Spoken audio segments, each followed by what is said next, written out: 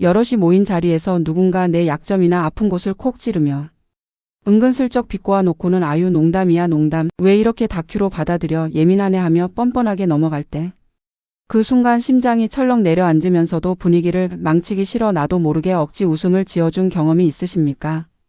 그리고 집으로 돌아오는 길 내내 내가 왜 거기서 아무 말도 못했을까? 내가 왜 웃어줬을까 하는 자책이 머릿속을 떠나지 않았던 그 밤. 그것이 낯설지 않으시다면 오늘 이 이야기를 끝까지 들어주십시오. 사랑하는 여러분, 오늘 하루도 내 가슴에 비수를 꽂는 사람 앞에서도 겉으로는 허 웃으며 평화를 지키시느라 정작 내 귀한 영혼은 피투성이가 되는 것도 모른 채 참으로 애많이 쓰셨습니다. 그 웃음이 얼마나 무거운 웃음인지, 그 평화가 얼마나 비싼 대가를 치르고 유지된 것인지, 아무도 알아주지 않는다는 것이 얼마나 서글픈 일인지. 오늘 이 자리에서만큼은 그 서글픔을 솔직하게 꺼내보시기를 권합니다. 우리는 어려서부터 둥글둥글하게 좋은 게 좋은 거라며 남들과 부딪히지 않는 것이 미덕이라고 배워왔습니다.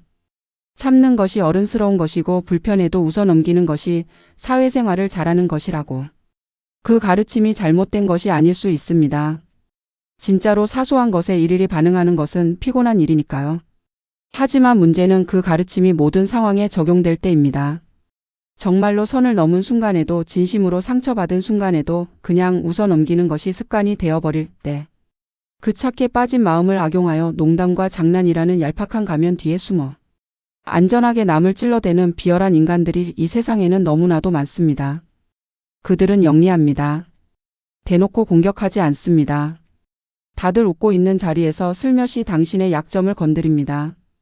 그리고 당신이 불쾌한 기색을 보이면 즉시 농담이라고 선을 칩니다. 이 구도에서 당신이 화를 내면 예민한 사람이 되고 웃어주면 그들의 무례함을 허용하는 셈이 됩니다. 이 교묘한 함정을 오늘 이 시간 정확하게 들여다보겠습니다. 그들의 뼈있는 말들은 결코 농담이 아닙니다. 그것은 당신의 자존감을 깎아내려 알량한 우월감을 느끼려는 아주 교활하고 치밀한 폭력입니다. 폭력이라는 말이 강하게 느껴지십니까? 하지만 칼로 찌르지 않아도 상처는 납니다.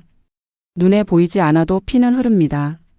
그 상처가 지금 당신 마음속 어딘가에 아직 아물지 않은 채로 남아있다면 그것이 바로 그 폭력의 증거입니다.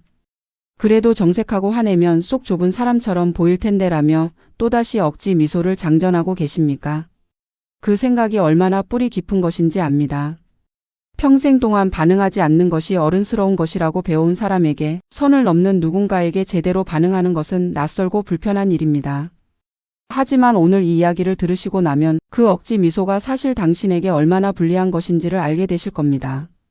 지금으로부터 약 200년 전 독일의 철학자 아르투어 쇼펜하우어는 무례함과 품위에 대해 이런 말을 남겼습니다. 야만적인 무례함에는 교양 있는 침묵과 단호함으로 응수하라.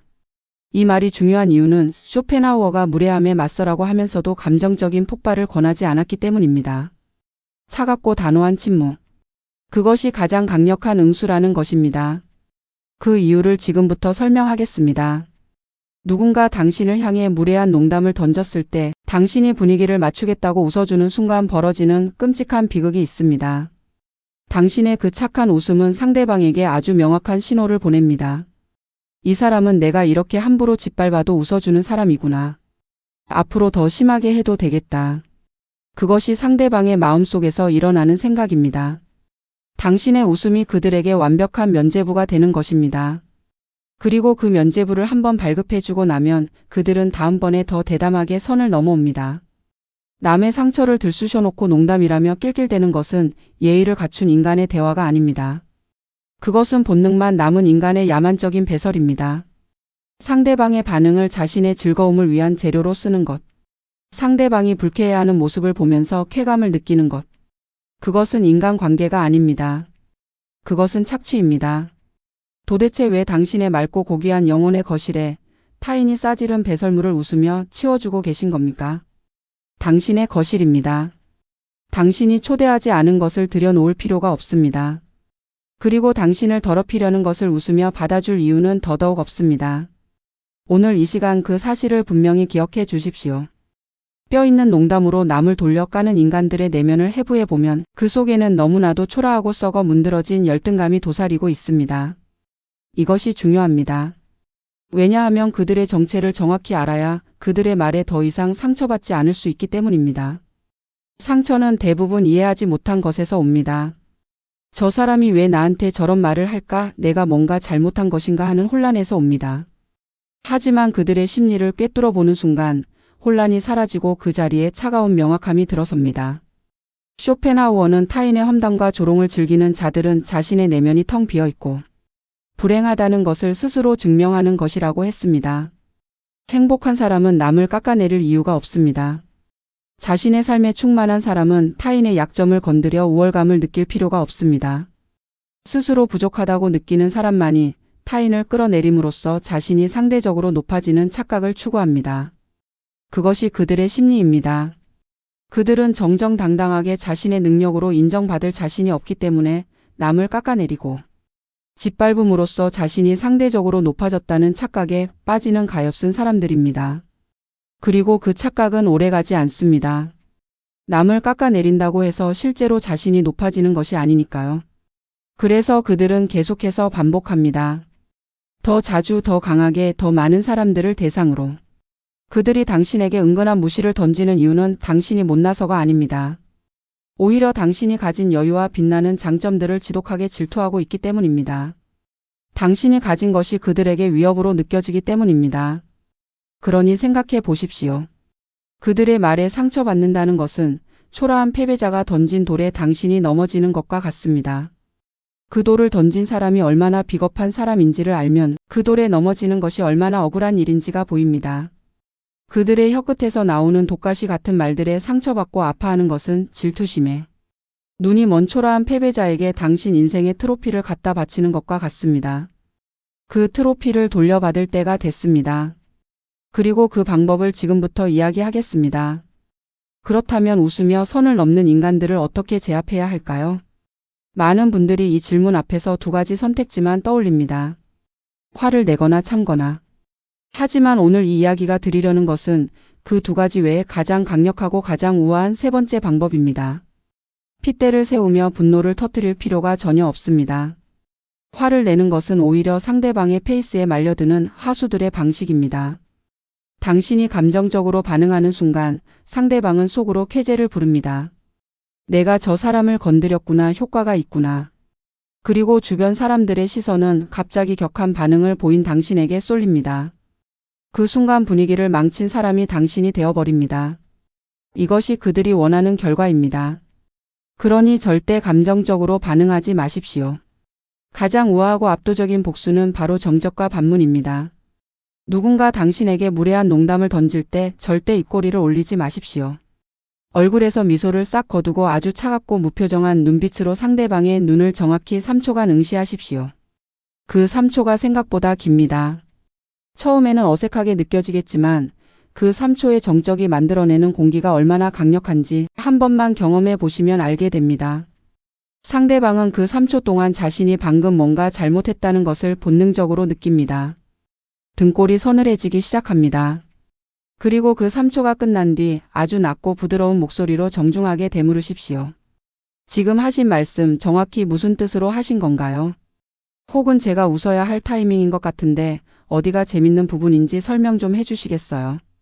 낮고 부드럽게, 공격적이지 않게, 하지만 완벽하게 진지하게. 이것이 핵심입니다.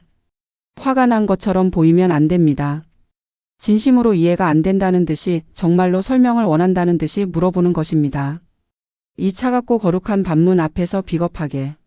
농담 뒤에 숨었던 야만인은 자신의 천박한 속내를 들켜버린 채 얼굴이 붉어지며 황급히 도망칠 수밖에 없습니다. 농담은 설명하는 순간 농담이 아니게 됩니다. 그 교묘한 심리를 역으로 이용하는 것입니다. 이 방법의 아름다운 점은 당신이 전혀 무례하지 않았다는 것입니다. 당신은 그저 진심으로 물어봤을 뿐입니다. 하지만 그 질문이 상대방의 무례함을 백일화에 드러내버립니다. 오늘 이 방법을 꼭 기억해 두십시오. 그래도 그렇게까지 하면 분위기가 너무 싸해지지 않을까요? 라는 두려움이 드십니까? 그 두려움 충분히 이해합니다. 분위기가 싸해지는 순간 모든 시선이 나에게 쏠리고 내가 예민한 사람이 되는 것 같고 분위기를 망친 사람이 되는 것 같은 그 두려움. 하지만 오늘 이 시간 그 두려움을 한 번만 다른 각도에서 바라봐 주시기를 부탁드립니다. 분위기를 망친 것은 당신이 아닙니다. 당신에게 무례한 농담을 던져 평화로웠던 관계의 우물에 독을 푼 그 야만인이 먼저 분위기를 망친 주범입니다. 당신이 침묵하며 웃어줌으로써 그 분위기가 겉으로는 유지된 것처럼 보였을 뿐 이미 그 순간 당신의 마음속에서 분위기는 망가져 있었습니다. 겉만 멀쩡한 분위기를 유지하기 위해 당신의 속이 망가지는 것을 선택해 온 것입니다. 그 선택이 공평합니까? 왜 가해자의 잘못을 수습하기 위해 피해자인 당신이 눈치를 보고 억지 웃음을 지어야 합니까? 이 질문을 오늘 밤 조용히 스스로에게 던져 보십시오. 가해자는 편안하고 피해자는 불편합니다. 가해자는 당당하고 피해자는 눈치를 봅니다. 이 구도가 당신의 삶에서 얼마나 오랫동안 반복되어 왔는지를 생각해 보십시오. 당신은 남들의 비위를 맞추기 위해 태어난 광대가 아닙니다. 당신에게는 나 자신을 지키기 위해 기꺼이 타인과의 분위기를 박살내버릴 거룩하고 위대한 권리가 있습니다. 그 권리를 사용하는 것이 처음에는 어색하고 두려울 수 있습니다. 하지만 단 한 번 그 권리를 사용하고 나면 달라집니다. 그 한 번이 당신 주변의 인간관계 전체를 바꾸어 놓습니다. 이 사람은 건드리면 안 되는 사람이구나 하는 인식이 생기는 것입니다. 나의 존엄성을 해치는 자에게 단호하게 철퇴를 내리고 차가운 방어막을 치는 것. 그것이야말로 타인에게 만만하게 뜯어먹히는 착한 아이 콤플렉스에서 벗어나 세상 그 누구도 함부로 대할 수 없는 진짜 어른의 압도적인 품격을 완성하는 유일한 길입니다. 그 품격은 비싼 옷이나 좋은 자리에서 나오지 않습니다. 자신을 지킬 줄 아는 단단한 내면에서 나옵니다. 오늘 밤 나를 은근슬쩍 무시하는 인간의 농담에 분노하면서도 비겁하게 따라 웃어주었던 내 모습이 미워 가슴을 쳤던 그 초라하고 서글픈 자책감을 이불 밖으로 시원하게 내던져 버리시지 않겠습니까? 그 자책이 얼마나 억울한 것인지 압니다. 상처를 준 것은 저 사람인데 괴로운 것은 나인 그 억울함. 저 사람은 아무렇지도 않게 잠을 자고 있을 텐데 나는 그 말이 머릿속에서 떠나지 않는 그 불공평함. 오늘 밤만큼은 그 억울함을 혼자 안고 있지 않으셔도 됩니다. 사랑하는 여러분, 오늘 하루도 상식 밖의 야만인들 틈에서 둥글게 살아보려 참으며 당신의 맑은 영혼을 갉아먹히느라 정말 뼈 빠지게 수고 많으셨습니다. 그 참음이 미덕이 아닐 수 있다는 것을 오늘 이 이야기가 조금이라도 전해드렸기를 바랍니다. 참는 것이 언제나 어른스러운 것이 아닙니다. 때로는 단호하게 반응하는 것이 나를 지키는 가장 어른스러운 방법입니다. 당신이 바보 같아서 당한 것이 아닙니다. 단지 당신의 영혼이 그들처럼 비열하지 않고 너무나도 따뜻하고 다정했을 뿐입니다. 그 따뜻함과 다정함은 당신의 결점이 아닙니다. 그것은 당신의 가장 아름다운 부분입니다. 다만 그 아름다운 것을 모두에게 내어줄 필요는 없습니다. 당신을 존중하는 사람에게만, 당신을 소중히 여기는 사람에게만 그 따뜻함을 내어주십시오. 그 다정함은 오직 당신을 존중하는 사람들에게만 내어주십시오.